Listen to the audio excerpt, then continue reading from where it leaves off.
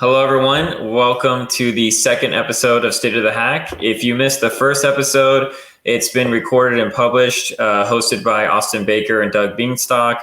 Title is Keg Tapping Out, Don't Be a One-Trick Bot Pony. Highly recommend you check it out if you haven't already. I am Evan Pena, a host for this show, along with Julian. Hi, guys. Julian Pileggi here, also a host of this show, incident response manager based in Canada. As you guys can see by my Canadian flags over here, so you'll never forget. I'm Brett Hawkins. I'm a senior red team consultant here at Mandiant. Been here for about a couple years, focusing on red team assessments and penetration testing. Hello, everyone. My name is Andrew Olivo, and I'm a consulting intern. I've been a consulting intern for around 6 or 7 months now. Been great. I love offensive security, so I spend a good amount of my time doing hack the box research or just staying up to date with the latest tactics, techniques, and procedures. And during my free time, I like to play the piano. I love playing soccer and hanging out with my dog, Mr. Chow. So, Andrew, you say you've been an intern for like 6 months now, and normally our internships go just during the summertime. We have summer internship programs for every region of the Americas. And for Andrew, he was in the Central region intern and worked with the Central region team.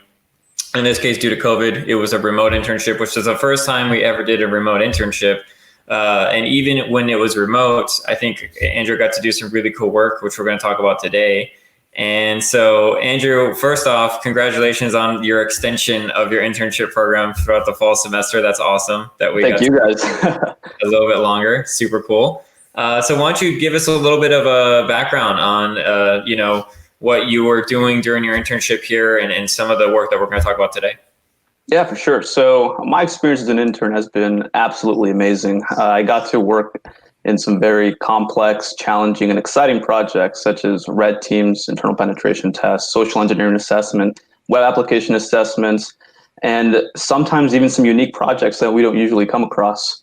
And I got to work on these projects with very smart and very talented people like Brett, who I can't get tired of seeing get domain admin. And this is a team that not only helps you grow technically at a very, very fast rate, but also helps you grow as a person and as a team player. And as a consulting intern, I had the chance to do some research and build internal tools for the red team practice. So over the summer, I got to build, I built an Office document Payload Generator, which would automatically build malicious Office documents that you could customize, and it does it within seconds. And part of what this tool has is an evasion technique called Vba Purging, which is the topic that we'll be discussing more today. Yeah, those maldocs, that seems to be an initial vector that we commonly see, obviously in phishing campaigns, right? So like normally as a red teamer, I see a lot of HTA files, click one scripts, and also malicious macros or maldocs that are sent. And in my opinion, I feel like one of those situations that is like it's difficult to come up with new initial vector payloads when it comes to payload execution. When it comes to like filling out forms, like, a spoofed, web login form or whatever, like that's a little bit easier because it's controlled on our site versus on the host itself, which gives room for detection and even response, right? So whenever you were coming up with this payload or this sort of method to weaponizing malicious documents, what did you find that kind of like inspired that problem? Or, you found a problem that you wanted to identify a solution for, and whenever you're coming up with this research or looking into the research? So yeah, during my first week at Mandiant, I was obsessed at looking at all the different tools that we had and all the different techniques that we use for our red teams. And one of them was the way we use our malicious documents. So the process of building these Office documents can take a while, and it's easy to make mistakes along the way. And given how that there's always, our projects aren't very long and that we're working very hard and very fast, I thought that that what we're missing is a payload generator for Office documents that would allow us to quickly build these documents so then we can move forward quicker for these engagements, these red team engagements. So the document, the Office document payload generator that I built includes some internal techniques that we use, but it also includes sandbox evasions. It also includes, like I said, Vba purging and a few other techniques. And for folks who maybe aren't as familiar with this, just to give you guys a little context, the Office document form of kind of initial compromise is still probably the most common way attackers, and I guess you guys can tell me about red teamers, would be able to penetrate an environment, right? So when you're thinking about this is definitely something that most organizations are going to face, right? You're probably receiving malicious documents constantly all day, and that's why this is a very topical piece of information for orgs who are watching this, right? Like, this is something absolutely you'll have to deal with, and the techniques that Andrew is going to talk about. Yeah, and we've seen great success with malicious Office documents, even in 2020. So although it's a thing, it's an old technique and an old method for initial access, it's still being used and it's still successful. Yeah, from a red team perspective, really, when it comes to initial access payloads, there's usually a couple things to take into account. One is obviously from an evasion standpoint, something that you can evade, right? Host-based security controls. But the other thing is the user. So you want something that the user is going to interact with, that they're comfortable with, and they're used to interacting with. And Office documents, business users, they interact with Office documents every day. So it's not a foreign type of thing to interact with an Office document. So the other kind of enticing thing from a red team perspective, and also from a threat actor, is that, it's something that the users are comfortable with. They use macros right in their day-to-day life. So having that comfort with the user also helps in terms of success. Yeah, no, these are all really, really good points. And Julian, you made a really good point on, malicious documents are still very much used today in some of the best, phishing campaigns and initial vectors. And I think what people need to understand is you have a malicious document that comes in, and that document is weaponized with a macro. And so at the end of the day, a macro can be doing a lot of different things on the back end. It could just be dropping a file to disk and using CMD to execute it. There's a lot of detections around that.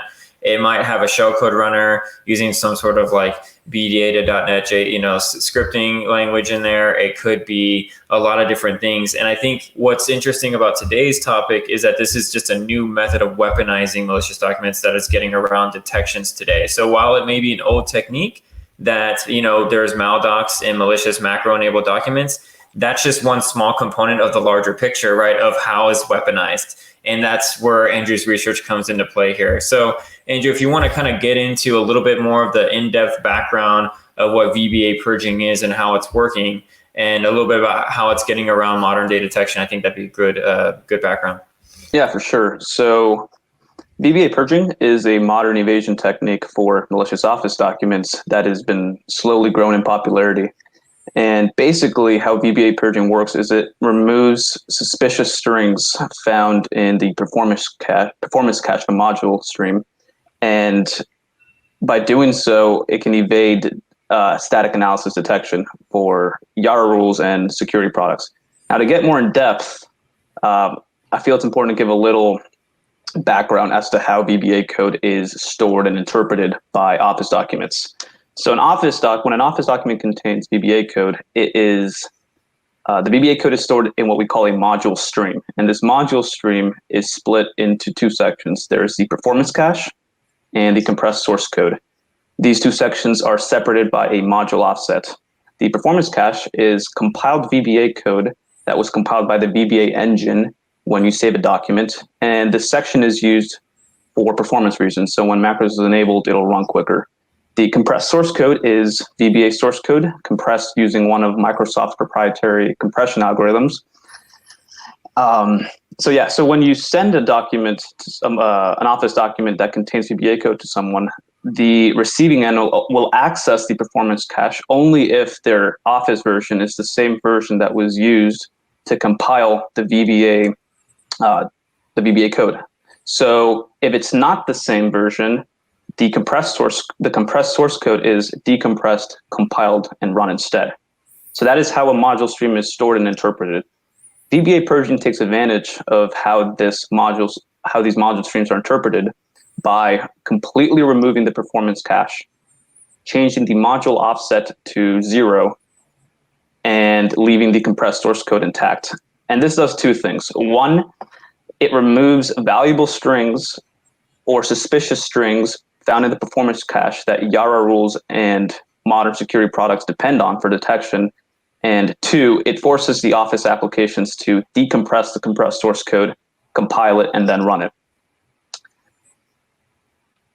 That is really, really interesting, Andrew. So a few questions for you. First off, did you learn that in school? Is that like is that the curriculum part of what you're learning in school? And I would. Like compared to what you're learning during your internship, like how did you get to this level, right, during the internship program? Or so while building my Office document payload generator for the red team practice, I read this article by Didier Stevens where he explained what Vba purging is and how it's being used by threat actors, and that there's this .NET library called EP Plus that will accidentally, or one of its side effects is that it Vba purges the Excel documents that it creates. And I was using that .NET library for the Office document payload generator. So while reading that, I found out that, oh, okay, so I accidentally added an evasion technique to the Excel documents that we were creating. So, but there was this .NET library, EP Plus only generates Excel documents. So I didn't have a tool to VBA purge Word documents or other type of Office documents. And that is where I decided to build a separate tool specifically to VBA purge different types of Office documents. I got to say, that seems pretty advanced, for the kind of things that an intern would normally be dealing with. If you were to maybe compare with other students that how do you think that what you've been working on compares to what some of the other folks have been working on? Internally at Mandiant, or just around the... Just in general, yeah. Yeah, just in general. So I was talking to some students at George Mason and also some colleagues of mine who had internships in different areas. And some of them weren't too happy, or they weren't challenged enough with the projects they were given. But at Mandiant, you're literally put into the front lines of these projects. They throw you into the front lines, so you're kind of forced and challenged to learn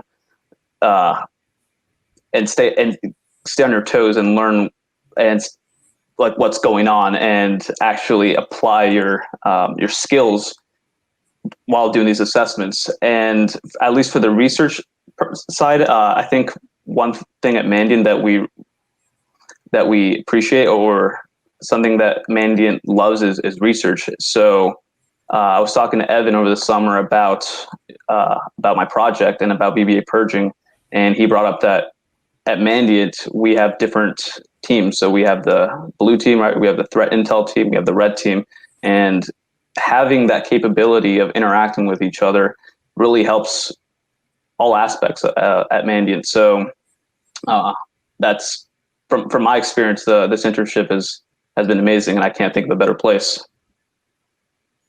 Yeah, no, I mean, you obviously came out with some really cool stuff here, and you got some really good experience that you don't get to learn during school, right? I mean, these are frontline experience. You get to see what we're actually doing. You shadowed some awesome engagements, identified a problem, and then came up with a solution that's impacting now the global red team, right? Like we get to use your tools on, a lot of like all our engagements globally. I mean, that's a really big impact, really cool opportunity for an intern.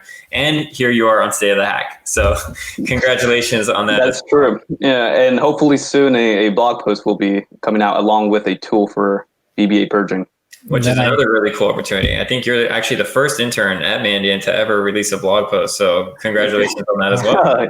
It's an honor. Thanks. So, just real quick, speaking of blog posts, recently, this year actually, we released a blog post on Vba Stomping. Vba Stomping, it's a technique we've seen attackers use to do something similar, weaponizing malicious documents so that they can get a foothold on the network and evade detection.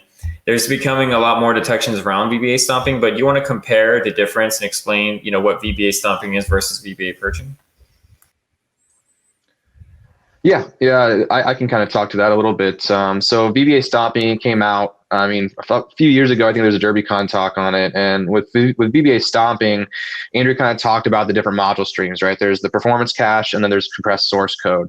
So with Vba Stomping, basically it just has that performance cache, right? It doesn't have the compressed source code. So, reverse of that is Vba Purging, where it just has the compressed source code and not the performance cache. So really, in terms of differences, that's like the key difference between that Vba Stomping technique and Vba Purging. The downside to the Vba Stomping technique, so as Andrew mentioned, with performance cache, it's kind of has to be compiled for a particular Office version, right? So you would kind of need to know that ahead of time before you would send, that Office document to your target, right? So really with the Vba Purging, it's a lot better because there's not that reliance on a specific Office version because it's going to be compiled on the target workstation.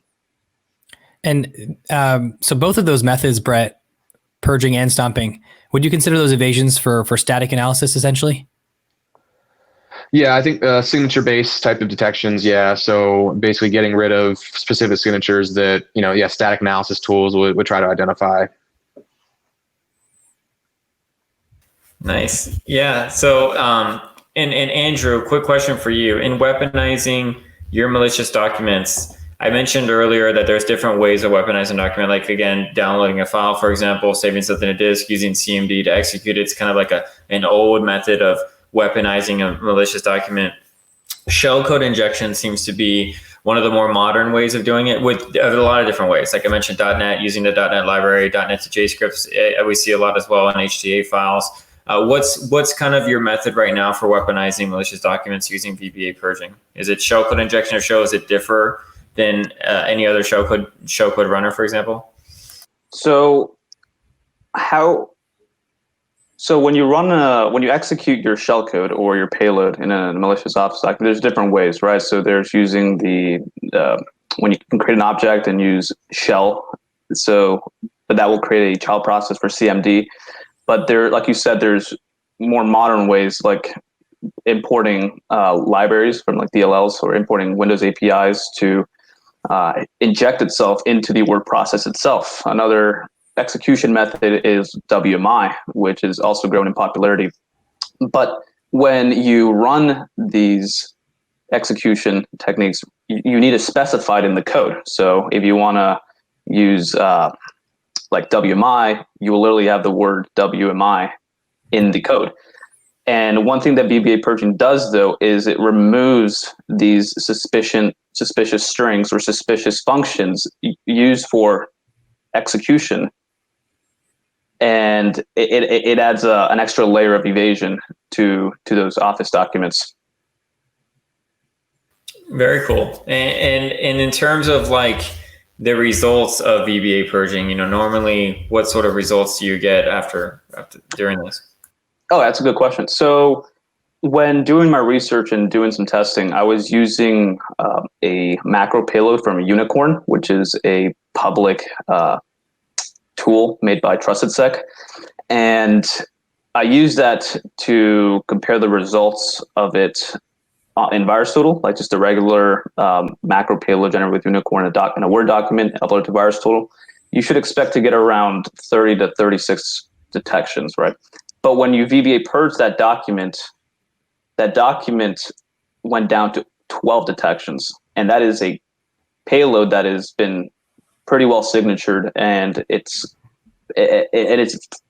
fairly old. It's not very, very new, but it's definitely well known and signatured. But the fact that you can bring the detection rate down by between 60 to 67%, sometimes even 100%, is pretty significant. And this is, I think it's important to build awareness about this technique.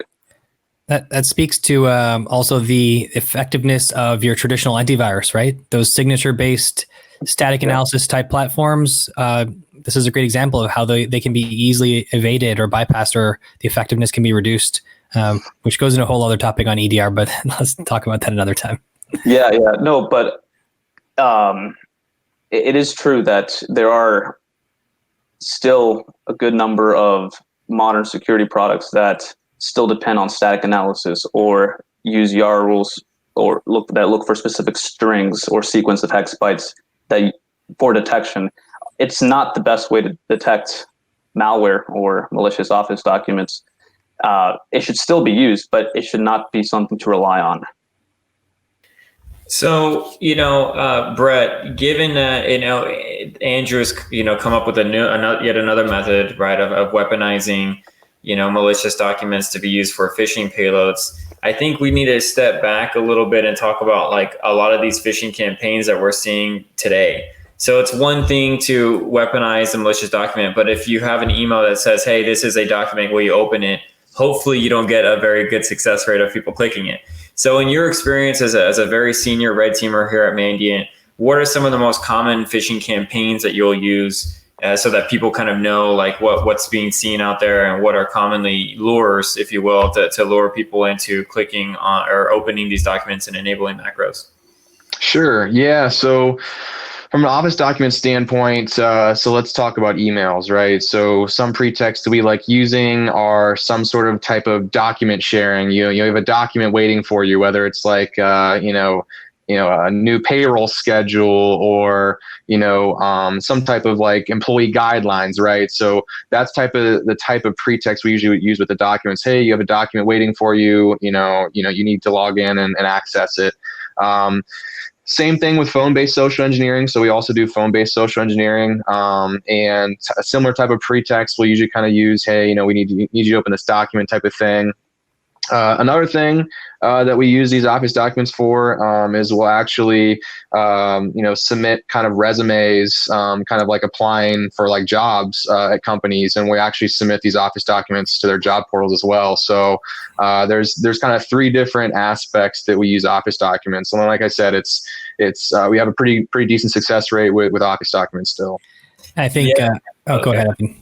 Yeah, I was gonna say you mentioned payroll, right? Like everyone's interested in what everyone makes, and I've done a few of these where I send a payroll, Excel spreadsheet, and it's macro enabled. So when you can do open source intelligence to get employee names and email addresses and other information. So you can craft a very targeted, Excel spreadsheet that includes employee names that people would actually recognize, and then you have different columns, right, that say like, bonus or, I don't know, like salary, obviously base salary, stocks, whatever the case may be for that organization. And then the fields will be empty, and it'll have like a disclaimer that says you must enable macros to populate the fields. And then there's code that actually will populate those fields so it looks legitimate. And then on the back end, there's still obviously malicious, code running in VBA. When you can use like this Vba purging technique, for example, to evade detection that entice people to click on these and execute them.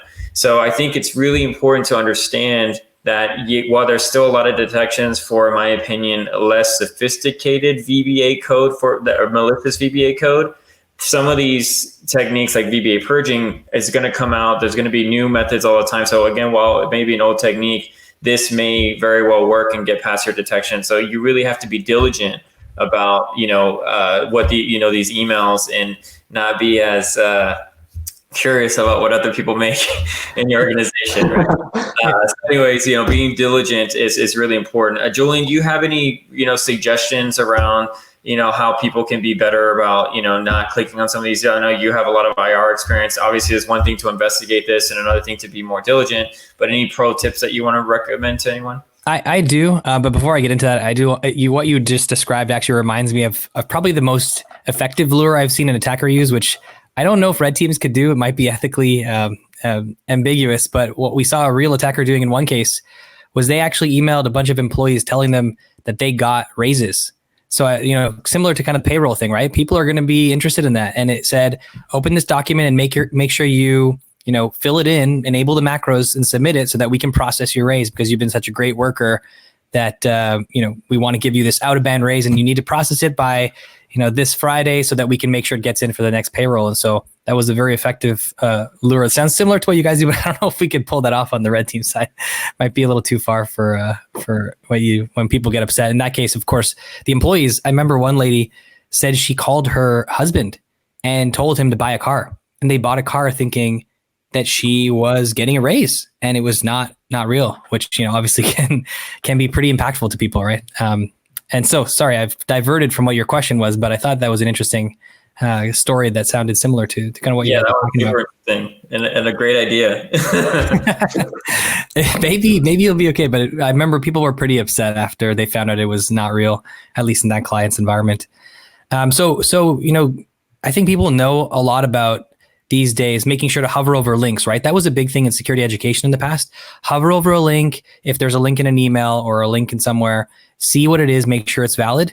And that's still important, but especially with the current modern day types of attacks we're seeing, we're starting to see attackers hosting these malicious documents, these maldocs, on links that you might actually think are legitimate, like Google Docs, which actually then redirects to a hot link that's hot link from like Slack, for example. So those are domains and systems and services people recognize. So when they hover the link, they're starting to say, oh yeah, well, Google Docs, okay, that makes sense. Or Slack, sure, I know what Slack is, and starting to download that. So that can make it a little more difficult. And so I think security education is very important, but you really need to supplement it, right? You won't be able to rely on your users. At some point, they're going to click a link. Red team guys, as they just described, have really good lures and ways of convincing people to open documents.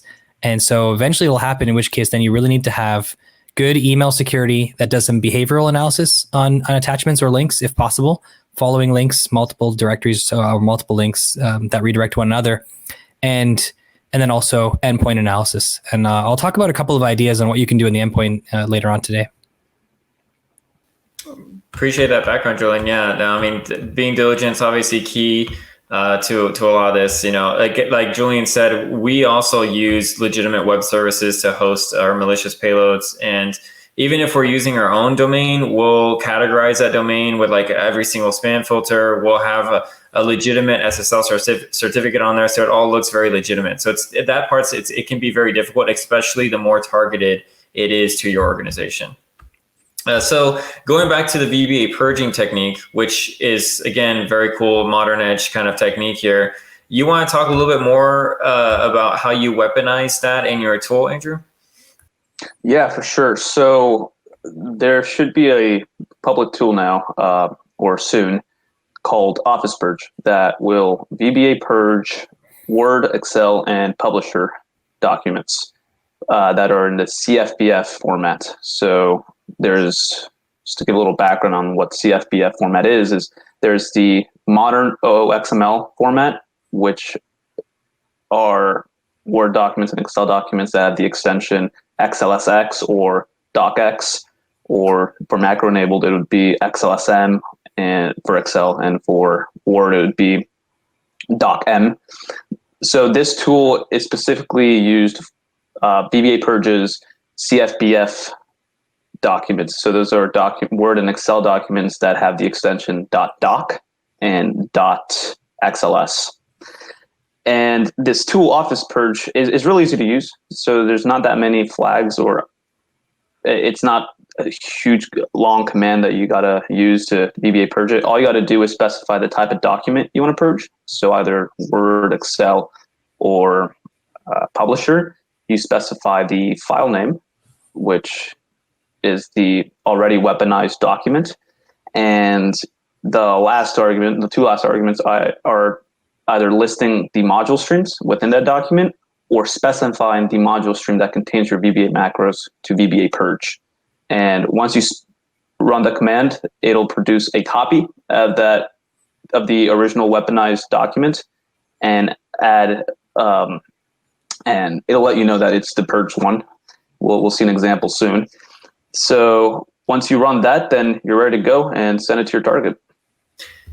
This is super, super cool. I can't wait to see this in action, which we'll show here in a second. But before we get into that, you mentioned multiple types of documents that are supported with your tool. You mentioned, like, I think Publisher, Word, Excel. From what I understand, we talked a little bit about how this works, and the EP plus library, .NET library that's used to weaponize, for example, and not that it's a malicious .NET library. We just abuse the library to weaponize Excel documents with Vba purging, but it doesn't support, from what I understand in my research, it doesn't support doc or publisher files. So how are you weaponizing those files using Vba purging if you're not going to use that library, or do you use that library somehow with that?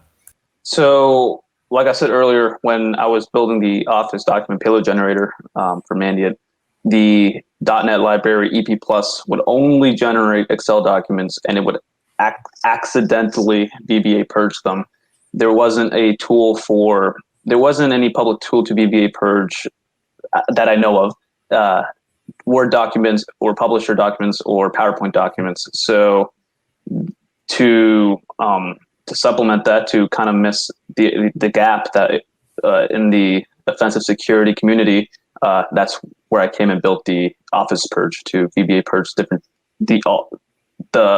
different kinds of documents that VBA purge the different types of documents that the EP Plus wasn't able to do or didn't support. Yeah, it's like if I was a Maldoc developer, what I would do initially, right, is I would just pull up that library in Visual Studio, kind of create my shellcode runner and weaponize the document that way, for example. So this tool, automating that whole process is very nice for red teamers, and I think another really good proof of concept tool released out to show people how this can be done. And I would like to see this in action. So Julian, do you think we could bring it up real quick and see it in action? Andrew, if you don't mind talking to what's going on in this small video clip of how it's working, that would be great. Absolutely. Let's give this a shot. So here I have Cobalt Strike up, and I use the VBA payload that comes with it. And as you can see, it's using specific Windows API functions from kernel 32.dll, like create remote thread, virtual alloc, write process memory. And so I saved that document, just close it just to show this is a test document. And in that directory where it's saved, there's the OfficePurge tool that will VBA purge it. So there's the help menu. And like I said, there's not that many flags, so it's really easy to use. You specify that it's a Word document with -D. -F, you specify the file name, and with -L, it'll list the module streams. And then with -M, you specify the module stream that contains the malicious VBA code. And it'll tell you what steps it took to VBA purge the document. And to compare the difference between the non-purge document with the purge document, I run strings and pipe it into find str to look for key suspicious strings. So you can see that the original one has write process memory, create process A, and write process memory. Yeah. So whereas the purge one does not contain that. And that is the key element to VBA purging, is that it hides them. It removes them from the performance cache. So it is no longer seen from a static analysis point of view. And just to prove that document will still run, I open it, I enable content, and we got a beacon. So for folks who maybe aren't as familiar, beacon is essentially the backdoor payload, or the name of the backdoor that Cobalt Strike comes with. Essentially, that means the system was backdoored, and now Andrew has full remote access to that machine. Yep, and like I said, VBA purging removes suspicious strings that YARA rules and security products depend on from the performance cache. So once it was purged, you saw that you couldn't see those suspicious Windows API functions like create process, write process memory. So it definitely makes a difference. And like I said, the detection rate should significantly drop, sometimes even to 100% if you're lucky. That's pretty impressive work, man. So how did Brett play into your development on this? How did you guys work together on that? So Brett is obviously an experienced red teamer, and he's built a lot of tools. So as some of you may know, he's built Sharp Persist, and which is fantastic. Last year, I think, right? Or 2 years ago? Last year? Yeah, last year, yeah. Yep. Last year. So he's got a lot of experience. So he's helped me along the way as to how to structure a code and how your repository should look like. And he's also helped with the articles, giving me feedback, telling me what things I should and should not include. So, and Brett also was actually the one that inspired me to create the Office document Payload Generator. He has this cool technique that I was inspired by, and that's kind of how the idea for a Payload Generator came upon. Yeah, and really, kind of the mentorship experience, getting to mentor Andrew has been great. I mean, it's been incredible seeing his growth since he started as an intern to now. So that's been, really, really satisfying, really gratifying, for me. And also, being able to just kind of dump my methodology to him, like, this is how I do things, this is my approach. And then watching him internalize that and say, well, we could do this better, right? So that's the two biggest things I've really got out of it is watching him grow and kind of seeing him kind of internalize kind of how I do things and make them better. So really enjoyed kind of, guiding him right in this project, and really, really pleased with what he came up with. This is really great work. Thank you, Brett. Oh, looks like you're muted. You guys hearing Evan? Evan, I think you're called it. I'm back. Yeah, so I was looking at the video there, and I noticed some familiarity in the code with the shellcode runner, right? And we, in this case, you're using the API calls, I'm guessing, to execute your shellcode, like most shellcode runners would. And I think that something that was very interesting, is that we use Cobalt Strike in this example. And I think I want to point out that this holds true, and that same shellcode runner can be used for really any backdoor as long as you can generate shellcode, right? They will execute shellcode depending on architecture, obviously, to execute whatever it is that you want. So if you have different backdoors, different C2s that you use, just to point out, and Andrew, feel free to chime in here. But, I feel like that was just as an example, because Cobalt Strike is probably the most widely used C2 that we see on red teams, globally. So Andrew, in this case, do you feel like you mentioned this a little bit earlier, that you're not going to be creating a child process to the parent process because that could generate some suspicious activity? So in this case, are you doing some sort of injection or process creation? So at least in Mandiant, we have different execution methods to execute our payload.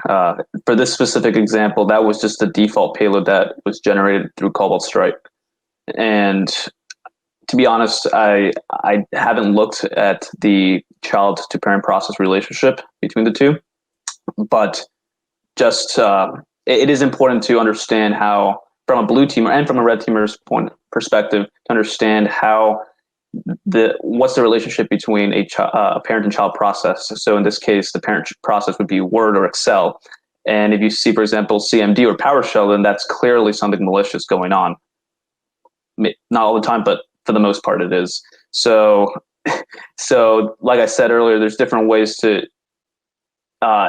evade or use unique types of execution methods.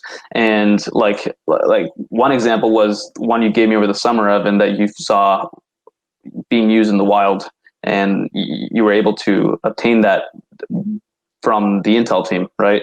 And it's also incorporated into the Office document payload generator that we use. So yeah. Yeah, and in terms of detection, obviously, again, this is fairly new. There's not a lot. There's some blog posts out there, but not like a whole bunch of blog posts out there on this and research. Hopefully, the blog posts that you and Brett released will shed some light on this technique, and even potentially more research around detection. But I know we've done some research internally around some of this detection because obviously we know about it. We've done some research on the red team side. Julian, you want to kind of talk to a little bit about what detections are in place for that?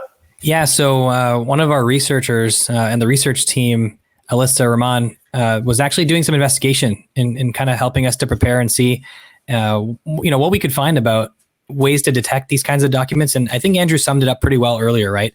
So that section that's missing from the document is, I guess, fairly straightforward to identify, from that perspective. And it doesn't always mean that every document that's missing this performance cache is malicious, but that's the first place to start. And so she was able to create a way of searching through kind of retroactively, some of the files that we've seen in the past, because even at Mandiant, we were tracking attackers using Vba Stomping, since that's much more well known in the past.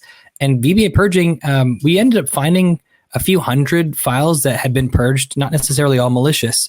But so far, we don't have any public intel on any threat actor groups that's been using this regularly. So I expect to see, now that Andrew releases this tool, maybe some group out there will adopt that technique and start to see it more commonly. But it's been pretty interesting, actually, right? Very limited use, even though there have been a couple of discussions about this topic in the past.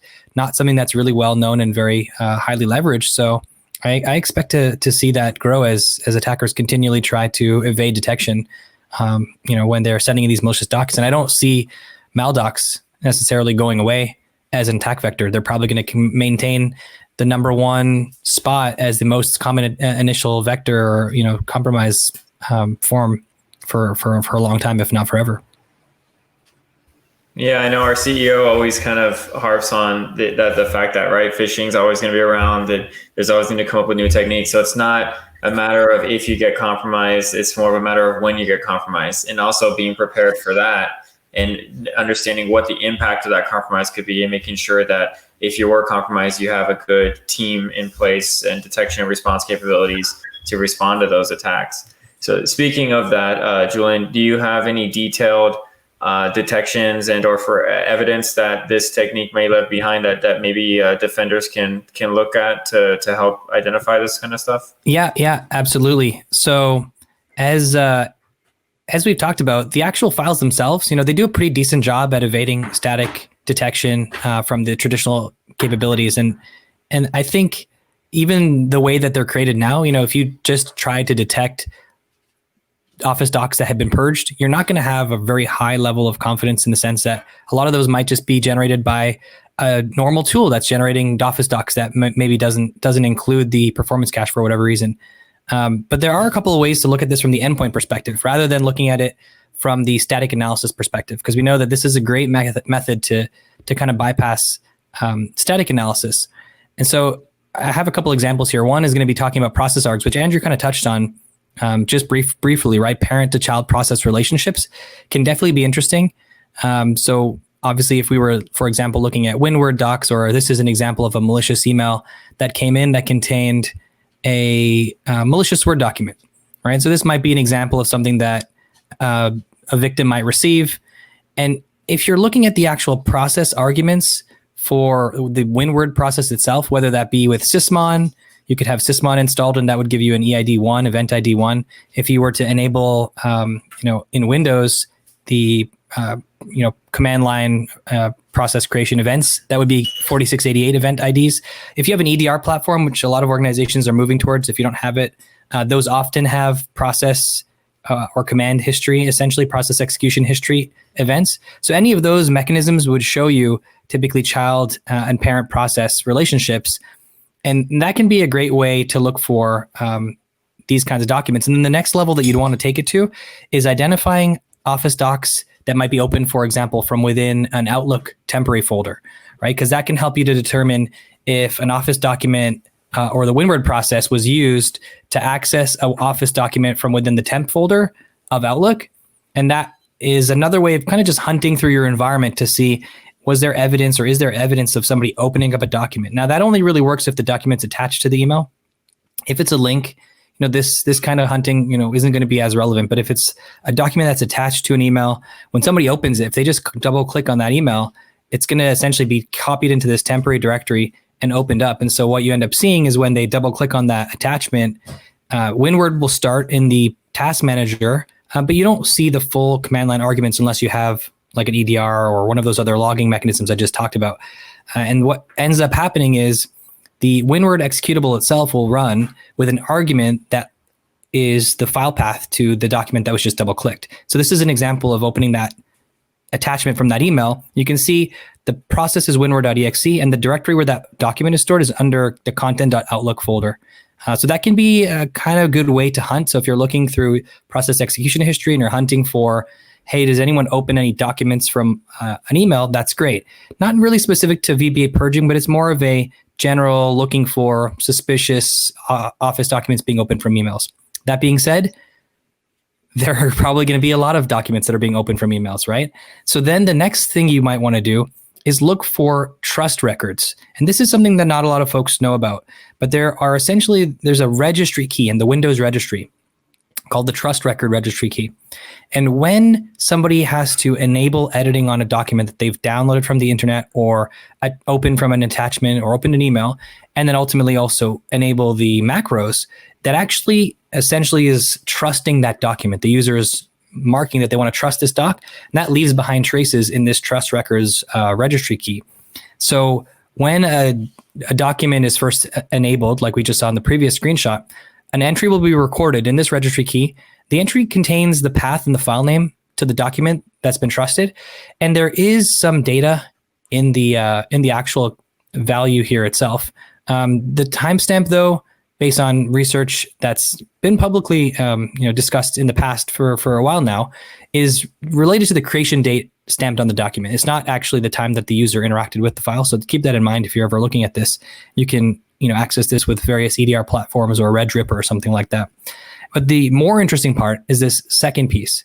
When somebody clicks on enable content on a document that contains macros, that action actually changes the last 4 bytes in that particular entry under the trust records registry key to FFFFF7F. That actually indicates that a user enabled the macros. And so this is a really interesting and great way to try and do hunting for malicious macro-enabled documents in an environment by pulling back all of the trust records in the environment, parsing this registry key, whether you have an EDR platform that allows you to do it at scale, whether you're using Redripper to parse various registries from the environment, and then checking those final 4 bytes.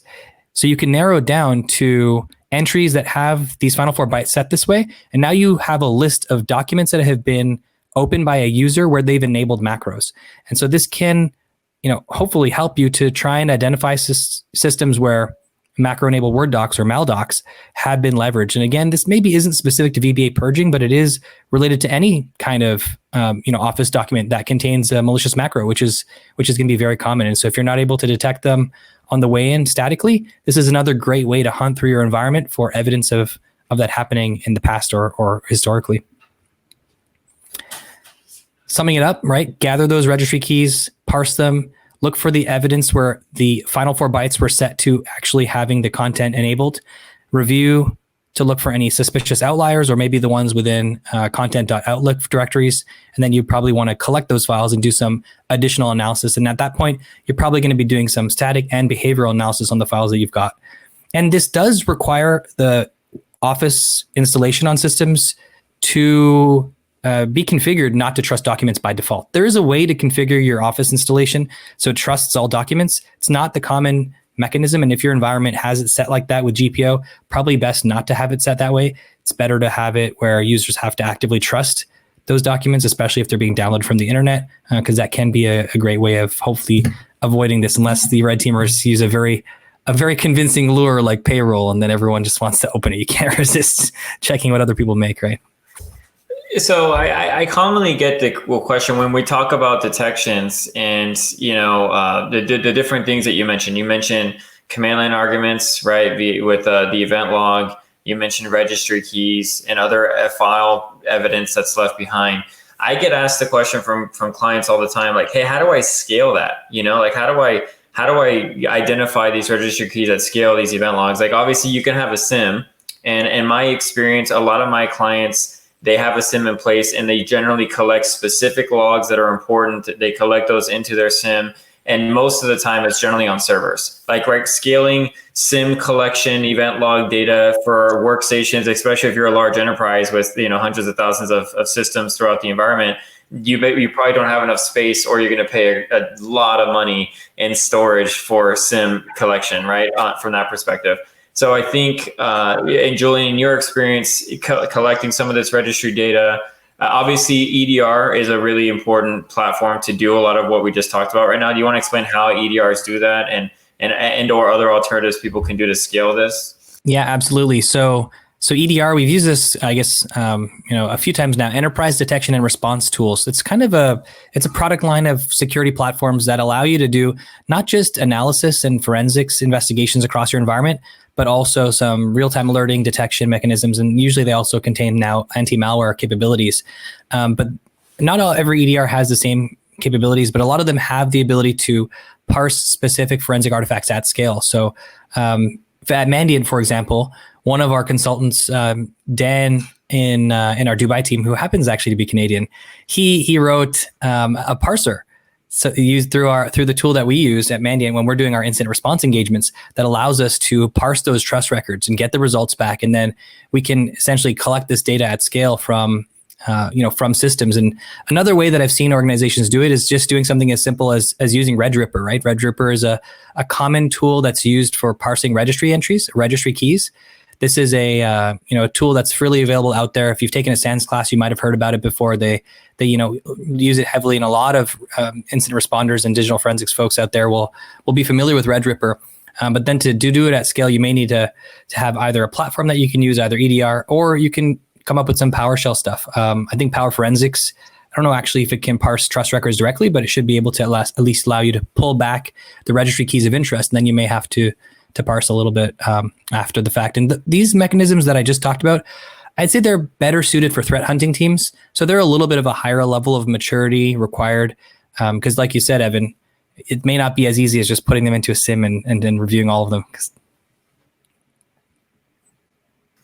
Yeah, scaling is always a problem, right? That I get asked about all the time, and I generally have some great recommendations around it. And one other thing I will mention to kind of add to what Julian was saying is, a lot of people will throw money at the problem. When people throw money at problems, that means more technology. So let's just say they buy the EDR, they have their SIM, and that be it. So the other problem is, well, what are you going to look for? So doing the research behind that is also important. Getting the intel that's necessary to be effective with your technology, I think, is a critical component that people sometimes miss.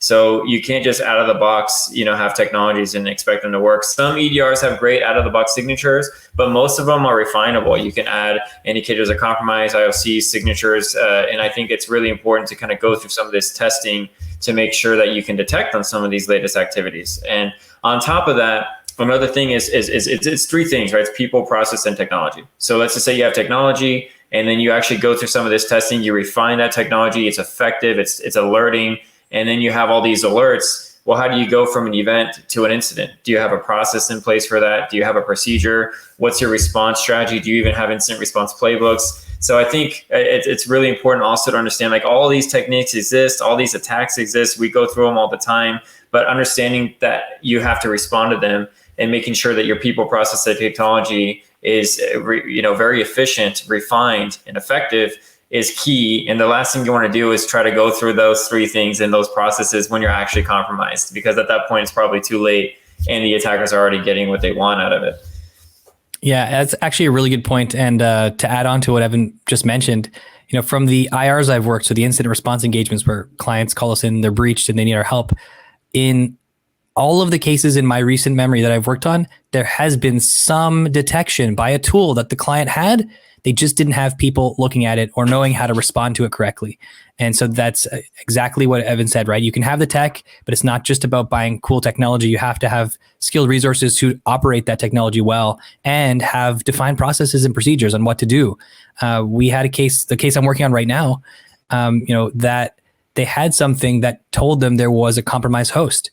And ultimately that ended up becoming a ransomware encryption event that, really affected that organization, right? That's business impacting in a major way. And sadly, they had an alert that they had investigated. They just didn't have playbooks that really guided them on what they should do. And so they weren't able to contain and stop the incident before it went too far and the attacker was able to complete their mission. Yeah, it's funny because, like, we get customers that will hire us to do on the opposite side, right, on the red team side. Like, hey, come to a red team. We throw all this money at our technology. Like, we're the greatest. Like, there's no way you're going to get into our environment, or no way you're going to accomplish the objectives. And 9 times out of 10, we do, if not even more. Sometimes 10 out of 10, like, to be honest. So I think it's super important to be proactive about this. The last thing you want to do is, try to, like Julian said, right, identify evidence of compromise from your tech too late when you're actually compromised. Going through some of these proactive services like a pen test or red team, I think, is very healthy for an organization, honestly, to do probably annually, to truly answer the question, do we have an effective response team? Can we detect on an actual compromise? Because you don't really know the answer until you actually go through the exercise. So again, I think it's a super important to mention. And also, if you back to the topic of VBA purging, Andrew and Brett, I really appreciate your time today. And for those of you who didn't hear Andrew mention earlier, there's going to be the tool that we demoed today is going to be released. Same thing with the blog post. We're trying to tie it with the release of our, with the state of the hack, but it may not be exactly that. So stay tuned, keep up with our blogs and our publications, because the blog and the tool will be released here shortly.